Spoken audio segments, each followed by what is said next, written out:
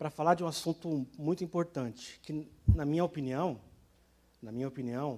depois, né, do século I, quando eu digo século I, eu me refiro ao século onde o Filho de Deus se encarnou. Eu me refiro ao século onde os 27 livros do Novo Testamento foram escritos, não apenas escritos, mas plenamente inspirados pelo Espírito Santo, conforme está registrado em 2 Timóteo 3, 16 e 17.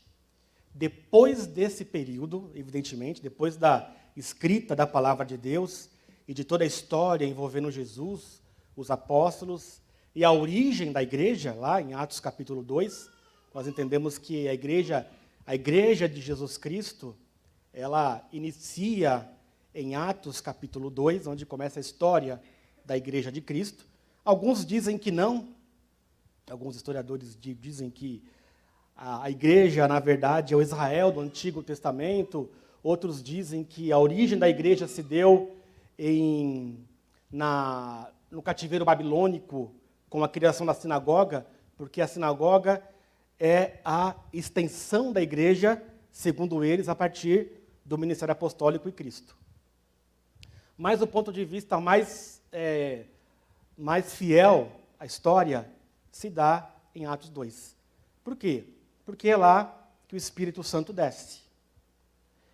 Foi uma promessa de Jesus no livro de Atos, no capítulo 1 e versículo 8, onde Jesus diz: mas recebereis poder ao descer sobre vós o Espírito Santo, e ser-me-eis minhas testemunhas, tanto em Jerusalém, em toda a Judéia, Samaria e até os confins da terra. Então, devido a essa promessa de Jesus e aquilo que aconteceu em Atos capítulo 2, quando o Espírito desceu, e após o discurso de Pedro, onde 3.000 pessoas entregam suas vidas a Jesus, e posteriormente 5.000 pessoas entregam sua vida a Jesus, iniciamos ali a história da igreja de Jesus Cristo. Após esse período, como eu falei no início, o período mais importante da história, realmente, é a Reforma Protestante. E por que a Reforma Protestante? O que nós, batistas, temos a ver com a Reforma Protestante? Que relação os batistas têm com a Reforma Protestante? Primeiramente, não só os batistas, mas todas as igrejas cristãs, que são consideradas conservadoras no mundo, tá? Elas guardam esses princípios aqui, ó, que são os princípios da Reforma. Todas. Mesmo que há divergências na eclesiologia, mesmo que há divergências em questão de pentecostalismo, batista, metodista, presbiterianismo, luteranismo, todas elas têm esse princípio.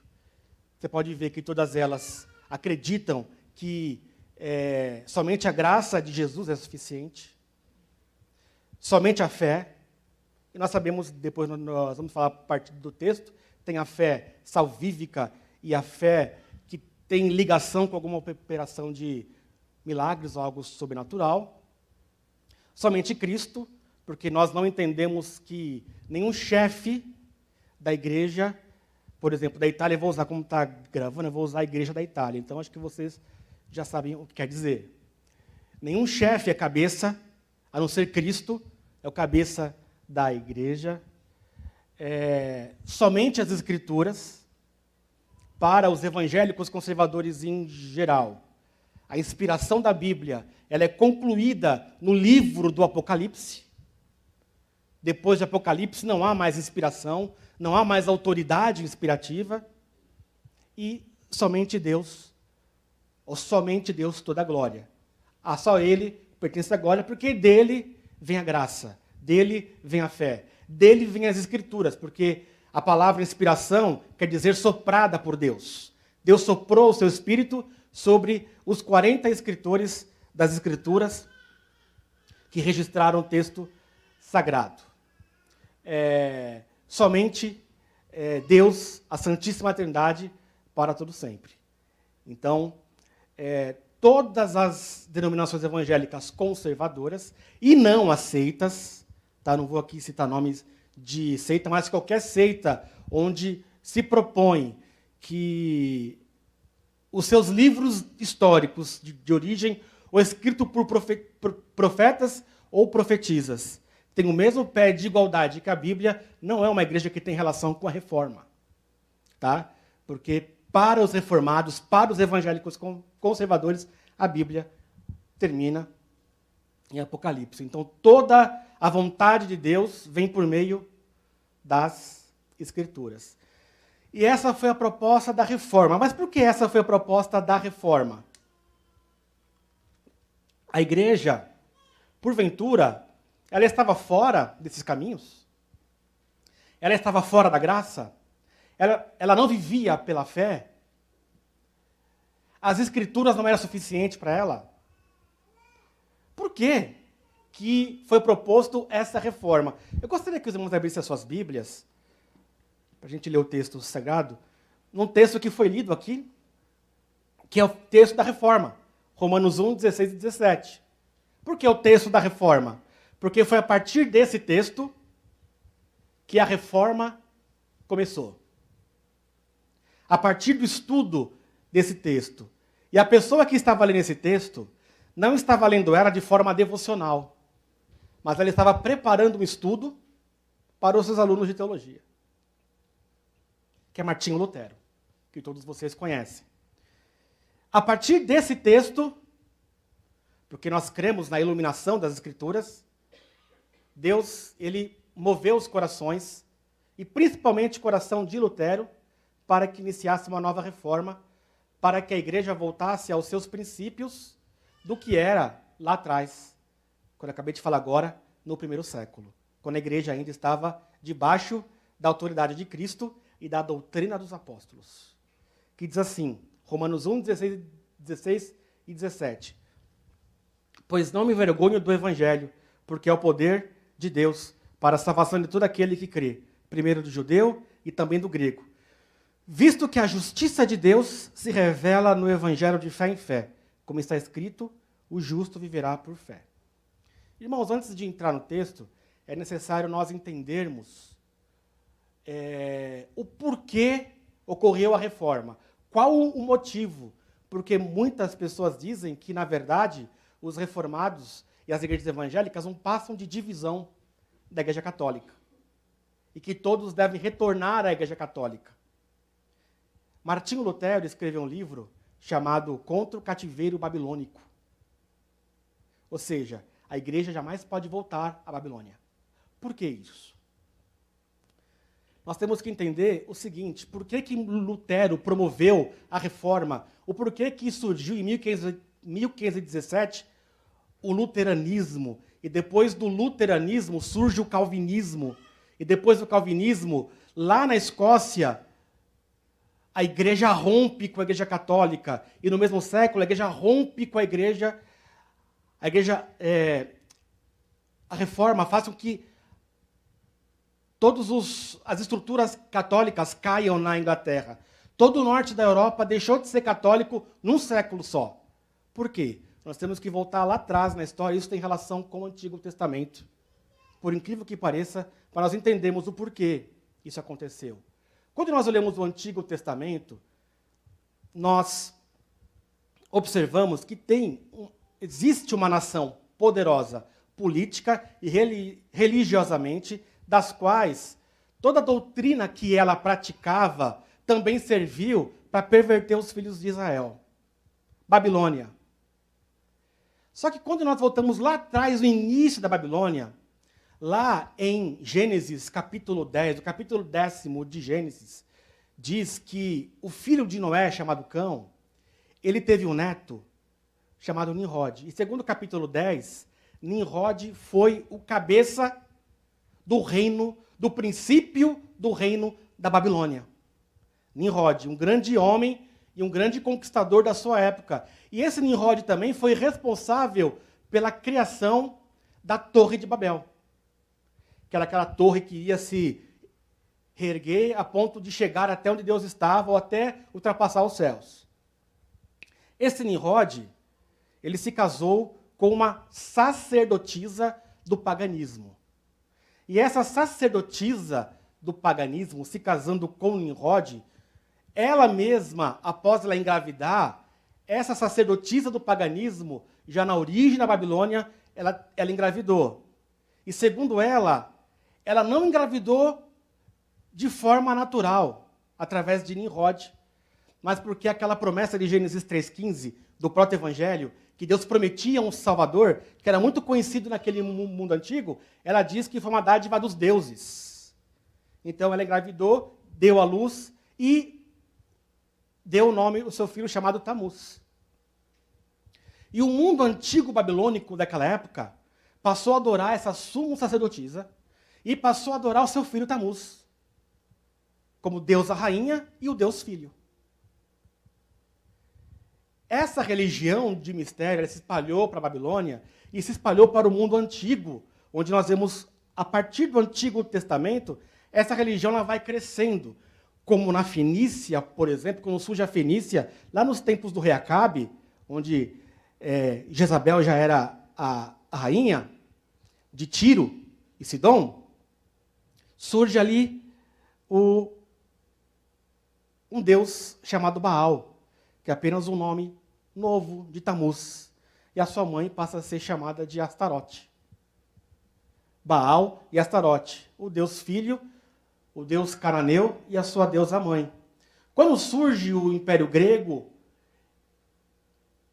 esses mesmos deuses, mãe e filho, eles são chamados de Afrodite e Eros. A deusa mãe e o deus filho. Em Roma, ela passa a se chamar Vênus e ele Cupido.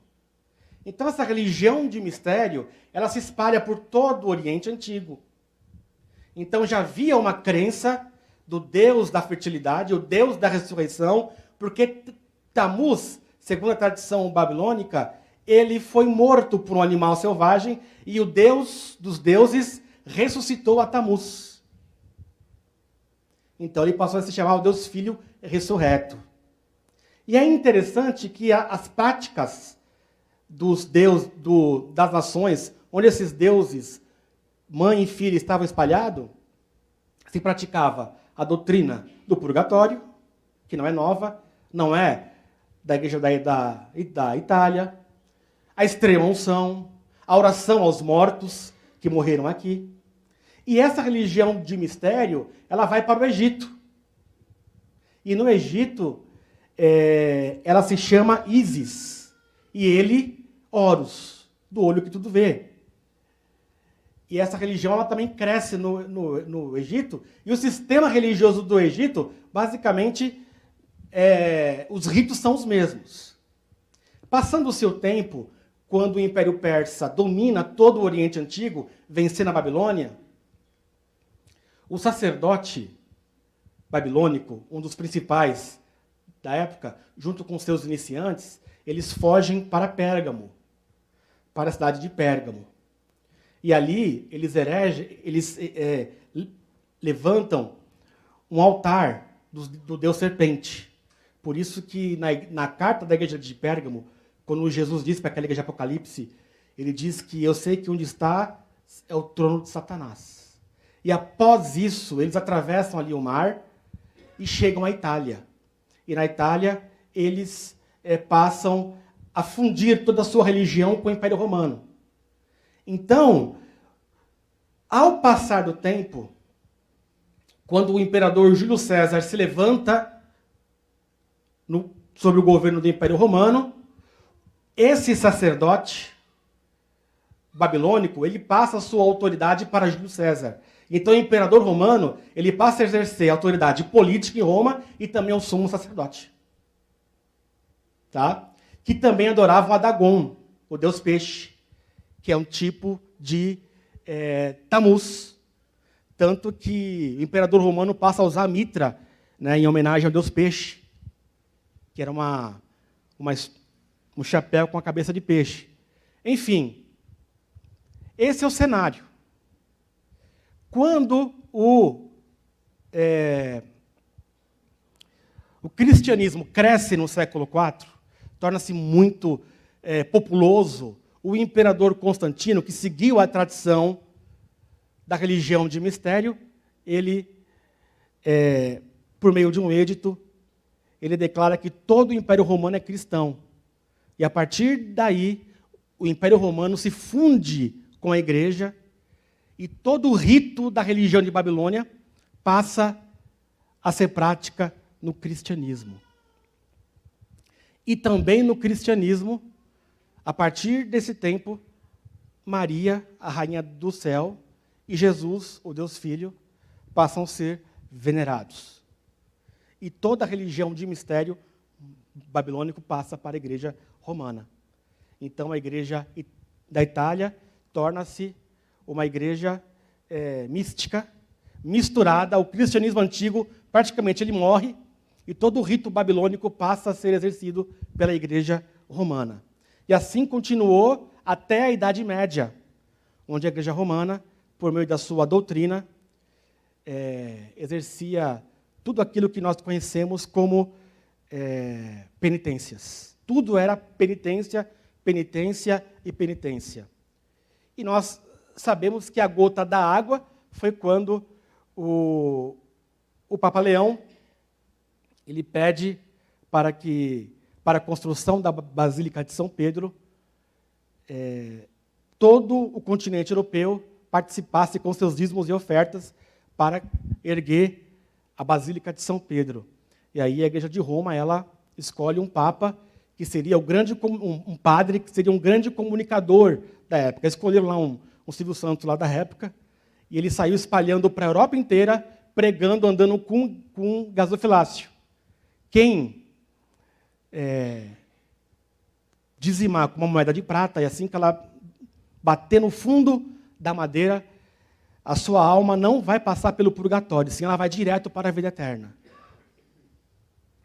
E se porventura você tiver um coração bom e der uma segunda oferta, e quando essa moeda ela bater no fundo do gasofilácio, aquele seu ente querido que foi um devasso aqui na terra, que está lá no purgatório, automaticamente ele voa para o paraíso.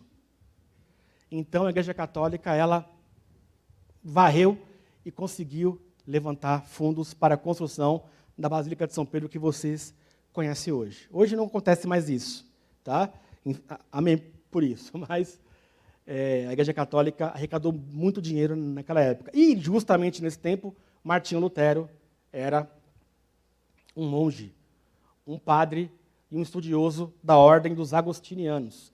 E ele estava muito angustiado dentro dele, porque ele não conseguia encontrar paz. Ele já era um doutor em teologia e ele não conseguia encontrar paz. Tudo o que ele fazia, ele temia que Deus ia acabar com ele, porque ele tinha certeza que ele era o pecador dos pecadores. Então, um dos chefes dele, um arcebispo, falou: Lutero, vai para a Itália e para Roma. Lá você vai mudar. Você volta melhor. Então, ele viajou para Roma, aí ele viu a glória de Roma, só que ele voltou pior. Ele voltou pior. Não é possível. Ele volta pior. Então, o seu superior disse: olha, vai para a Universidade de Wittenberg, na Alemanha, que tem um grupo de teologia lá. Vai preparar um estudo do Novo Testamento para eles, então. Quem sabe você se encontra. Então, Lutero, estudando para lecionar, ele chegando aqui em Romanos 1, 16 e 17, Lutero, ele trava. Ele trava porque nesse texto, Lutero, ele consegue, à luz do Espírito Santo, entender que a Igreja Católica está totalmente nas trevas. Que a Igreja da Itália está totalmente longe daquele ideal que Deus tinha para a sua Igreja. Eles estavam corrompidos, eles estavam desviados. Só que Lutero, ele não tentou desviar a Igreja Católica. E nem rachar a Igreja Católica. E nem sair dela. Lutero simplesmente queria que ela voltasse ao que ela era no primeiro século. Mas Lutero encontrou grande oposição, né, e para resumir aqui, ele foi excomungado da igreja. Não teve jeito. Ele foi expulso, ele foi excomungado da igreja. E a partir daí, Lutero começa o seu trabalho sem mesmo a igreja, porque ele tinha uma certeza, que Deus estava com ele. Podemos dizer que que Lutero foi um tipo de Moisés, que acreditou na sua chamada e enfrentou o faraó do seu tempo, o homem mais poderoso do mundo. E Lutero enfrentou o rei da Europa, que era o Papa, um dos líderes monarcas mais poderosos do mundo, sem medo de morrer. Então, eu entendo que Lutero, muito semelhante com Moisés, nesse período, com uma diferença. O Israel no deserto não estava ainda em desvio como o cristianismo estava. E nesse texto, Lutero encontra uns trechos importantes para que a reforma fosse necessária, para que o cristianismo fosse um cristianismo livre dos dogmas, livre da escravidão. E Lutero interpretou mesmo que a igreja da Itália era a Babilônia do Apocalipse 17. E não à toa. Nós vimos a história, um pouquinho da história que eu passei, e mais. No capítulo 17, o apóstolo João escreve que a Babilônia, aliás, que a besta, ela está assentada sobre 7 montes. E Roma estava em volta, na época, de 7 montes. Então, por isso que Lutero interpretou dessa forma. Mas o que ele vê em Romanos 1, 16 e 17 aqui, são 3 palavrinhas, 3 palavras que são suficientes. Salvação, justiça e fé. Salvação, justiça e fé. Salvação. Nos tempos de Lutero, e até hoje, a igreja da Itália, você não é salvo se você não pertencer à igreja romana. Se você não pertencer à igreja romana e não participar dos seus sacramentos, você não é salvo. Muito pelo contrário, você é salvo em todas as missas que você participa, quando você toma hóstia. Então, você é salvo constantemente. Então, sem a igreja da Itália, você não tem salvação. Aliás, você não tem salvação absoluta. Nós vimos lá um livro que o Papa que faleceu agora, o Bento XVI, ele escreve um livro dizendo que todas as igrejas protestantes estão fora da salvação, por conta que elas não são romanas. E quando Lutero viu esse texto e entendeu que a salvação advém do poder de Deus e não da igreja, a salvação é uma obra de Jesus Cristo na cruz do Calvário. Então Lutero entende que a igreja não tem poder para salvar. A igreja não tem poder algum para salvar, por meio dos sacramentos, por meio de estar nela, por meio de fazer parte dela. Muito pelo contrário, seguindo o que Paulo escreveu em Efésios 2, 8 e 9, que diz o seguinte, que todos conhecem: pela graça sois salvos, mediante a fé. Isso não vem de vós, é dom de Deus, nem por obras para que ninguém se glorie. A orientação de Paulo para as igrejas do primeiro século é que eles permanecessem firmes na sua igreja. Como ele ensina a Timóteo, que a igreja do Deus vivo é a firmeza e a coluna da verdade. Porém, a igreja não aplica a salvação porque ela não tem esse poder que pertence somente a Deus. A salvação advém de Deus. Paulo diz em 1 Timóteo 2,5, porquanto há um só mediador entre Deus e os homens, Cristo Jesus, homem. Quando Lutero entra em período iluminado ali, num estado de iluminação pelo Espírito Santo, Lutero entende. Primeiro ponto da igreja da Itália: a igreja está no caminho de escuridão, porque ela diz que ela é a salvação. E Cristo é apenas o Deus Filho que está ali. Uma das provas é que toda a missa era feita em latim, e as pessoas não entendiam. A questão era estar lá e estar sob o domínio da igreja. É a mesma coisa que eu falar aqui em italiano e todo mundo aqui não vai entender. Amém, e vão para casa. Era assim na Idade Média. Bom, o primeiro ponto é a questão da salvação. O Lutero entende, a salvação vem por meio da pessoa de Cristo e não por meio da igreja. Quem salva é Jesus. Jesus é o autor e o consumador da nossa fé. Quem fala é Jesus. Hebreus capítulo 1, versículo 1. Havendo Deus outrora, Deus falou aos pais pelos profetas, finalmente nos falou pelo Filho. Então, o primeiro ponto de salvação. Só Jesus Cristo salva. Lutero começa a entender. A igreja está errada. A igreja precisa pregar Jesus. Tanto é que o desejo dele era que a Bíblia deixasse de ser apenas latina e fosse traduzida para outras línguas. Ele conseguiu traduzir a Bíblia para o alemão. Ele conseguiu traduzir essa Bíblia para o alemão. Mas Lutero foi excomungado, mas mesmo assim, como ele estava debaixo da autoridade de Deus, da verdade do Evangelho, a reforma ela prosseguiu. Segundo, justiça. Visto que a justiça de Deus se revela no Evangelho. Bom, como assim a justiça de Deus se revela no Evangelho? Primeiro, porque na Igreja Católica não havia justiça da parte de Deus, mas havia o quê? Peso. A pessoa sempre vivia com peso nas costas. Além do peso do pecado, o peso da penitência.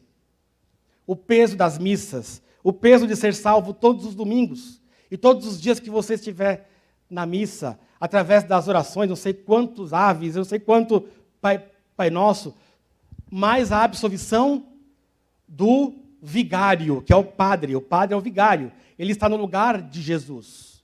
Então, se você não tiver a chancela dele, você não recebe o perdão de Deus. Aí você volta atrás e vê o que aconteceu. A Igreja Católica de Roma torna-se a mantenedora da obra dos seus párocos. Bom, justiça.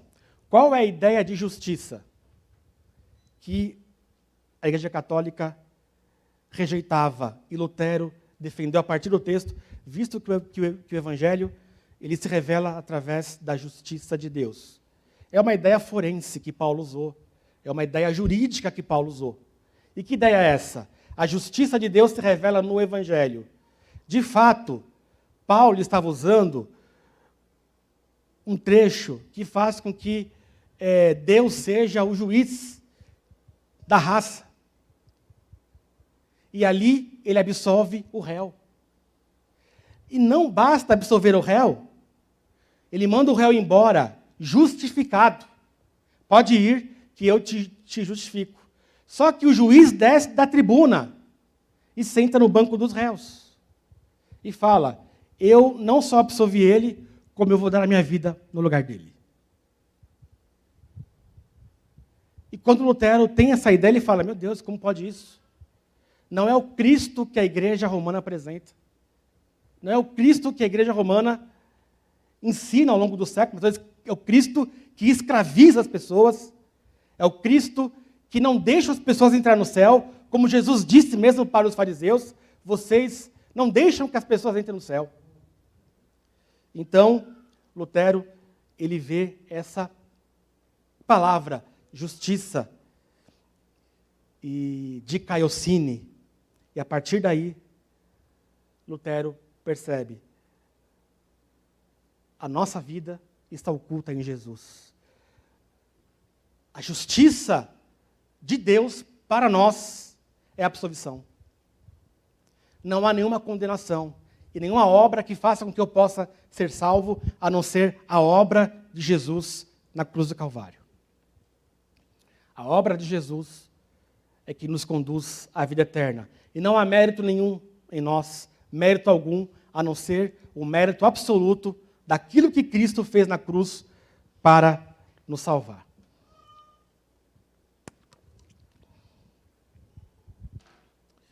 E terceiro, fé. Fé é totalmente contrário das obras. Quando o texto diz o justo, ele viverá por fé, literalmente está dizendo que nós, eu e você, e todo aquele que crê em Jesus Cristo como Salvador, a nossa fé está ligada em Cristo. Por meio dele, pela salvação dele, pela obra dele, nós somos justificados. É a chamada fé salvífica. Crer absolutamente na obra da cruz do Calvário. Por isso que Jesus disse, bem-aventurado aqueles que não viram e creram.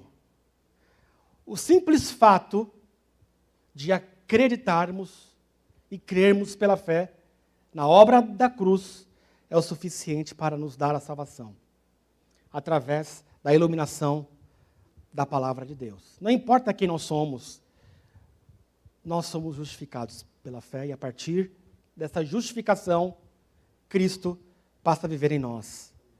E aí, o princípio do sacerdócio, que é outro princípio da reforma, ele passa a ser algo no dia a dia das nossas vidas. Porque lá em Apocalipse capítulo 1, a partir do versículo 5, o apóstolo João diz que Cristo nos fez reis e sacerdote para o seu Deus e Pai.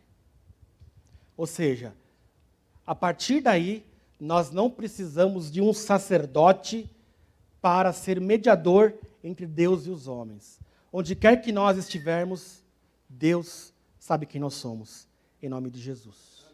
Porque a justificação pela fé implica em que, quando você clama a Deus, Deus olha para você e Deus vê a pessoa de Cristo na sua vida.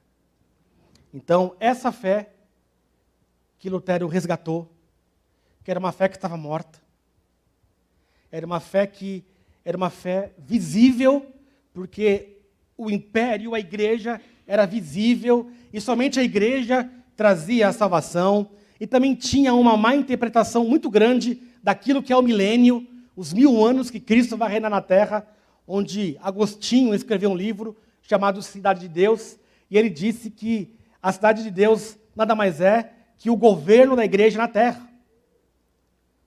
Então, todos interpretavam que o Vaticano era o reino de Cristo na terra e o Papa era Cristo reinando no meio deles, porque o Papa é o vigário de Cristo. Então, ele está no lugar de Cristo. Então, todos interpretavam que a Igreja Romana era o reino. E o Papa era aquele que estava no lugar de Cristo, representando a Cristo. Por isso a ideia de que ele tem as chaves de Pedro na mão e ele abre as portas do céu.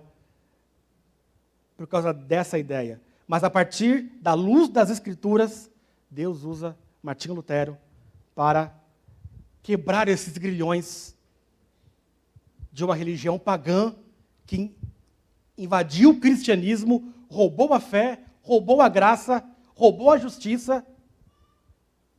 Mas Deus usou Martinho Lutero, e a partir daí, Lutero começa o movimento voltado às Escrituras. Não precisamos de nada a não ser as Escrituras. Isso faz lembrar a igreja de Filadélfia, a 6ª igreja do Apocalipse. O que Jesus disse para essa igreja? Era uma das igrejas mais pequenas, do ponto de vista estrutural. Mas o que Deus disse para essa igreja? No capítulo 3 do Apocalipse, a partir do versículo 7. Sei que tem pouca força. Entretanto, guardaste a minha palavra e não negaste o meu nome. Ou seja, Cristo deu uma palavra para uma igreja pequena, porém uma igreja que estava na palavra. Não estava nos dogmas, não estava na escravidão, mas estava na palavra. Portanto, meus irmãos, a reforma protestante, ela não criou as doutrinas. Que isso fique bem claro. Ela não criou doutrina nenhuma. Os reformadores extraíram tudo daqui. O que os apóstolos já ensinavam para a igreja do primeiro século. O que aconteceu? Simplesmente, quando a igreja cristã se funde com Roma e as religiões babilônicas, a Escritura ficou para trás. Aquilo que nós criamos, que os antepassados criam, não tinha mais sentido. Porém, os reformadores, o trabalho dos reformadores foi o quê? Resgatar a verdade. E hoje, você tem a confiança de, no seu canto, se ajoelhar e falar com Deus. E Deus saber quem você é. Hoje, você é sacerdote diante do seu Deus e Pai. Por quê? Porque é o que as Escrituras dizem.